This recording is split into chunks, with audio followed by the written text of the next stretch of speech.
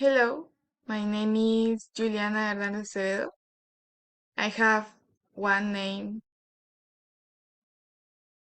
because my father I want to.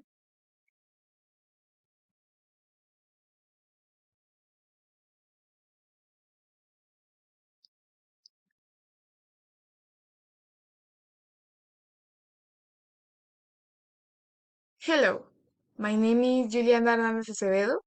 I only have one name thanks to my dad who wanted it this way. I am 16 years old and this year will be 17. I am a student at the Gustavo Jimenez School. All my life I have studied here. I have always liked this school. I am very good at math and I like it, which is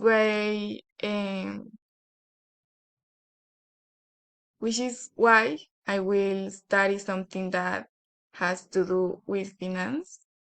For example, business administration, but I am also interested in studying marketing and advertising.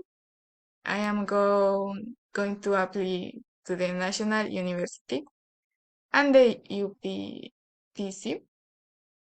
I want to study in Colombia, in Tunja or Bogota, but if I don't get in, I will apply to other universities or go to another country.